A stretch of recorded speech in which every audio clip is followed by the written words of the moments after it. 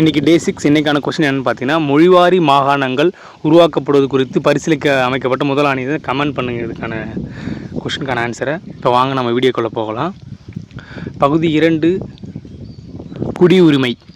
பகுதி 2 குடியுரிமை பற்றி தான் இப்போ பார்க்க போகிறோம். அதற்கான விதிகள் என்ன பார்த்தீங்கன்னா 5 முதல் 11 வரை அதற்கான விதிகள், குடியுரிமையுடைய விதிகள் 5 முதல் 11 வரை. வாங்க நம்ம ஃபஸ்ட்டுன்னா விதி 5 என்னென்னு சொல்லுது பார்த்தீங்கன்னா, இந்திய அரசியலமைப்பு நடைமுறைக்கு வந்தபோது இந்தியாவில் வசித்தவர்களின் குடியுரிமை பற்றி தான் ஆர்டிக்கல் 5 சொல்லுது. ஓகேங்களா. ஆர்டிக்கல் 6 என்ன சொல்லுதுன்னு பார்த்தீங்கன்னா, பாகிஸ்தானில் இருந்து இந்தியாவில் குடியேறிய மக்களின் குடியுரிமை பற்றியது. ஓகேங்களா. பாகிஸ்தானில் இந்தியாவில் குடியேறிய மக்களுடைய பற்றிய ஆர்டிக்கல் 6 சொல்லுது. ஆர்டிக்கல் 7 என்ன சொல்லுதுன்னு பார்த்தீங்கன்னா, மார்ச் 1, 1947க்கு பிறகு பாகிஸ்தானுக்கும் குடியேறி மீண்டும் இந்தியாவிற்கு திரும்பிய குடிமுறையை பற்றியது ஆர்டிக்கல் 7.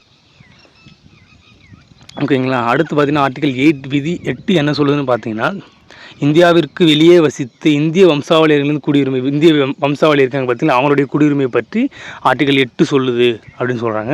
அடுத்து ஆர்டிக்கல் 9 என்ன சொல்லுதுன்னு பார்த்தீங்கன்னா, இந்திய அரசின் அனுமதியின்றி தாமாக வெளிநாட்டு குடிமை பெற்றவர்கள் தாமாக வெளிநாட்டு பெறாங்க அதை நீக்குதை பற்றி ஆர்டிக்கல் 9 சொல்லுது. அடுத்து ஆர்டிக்கல் 10 விதி 10 என்ன சொல்லுதுன்னு பார்த்தீங்கன்னா, ஒருவரின் குடியுரிமை தொடர்ந்து இருப்பது பாராளுமன்ற சட்டங்களுக்கு உட்பட்டே இருக்கும் அப்படின்றத ஆர்டிக்கல் 10 சொல்லுது.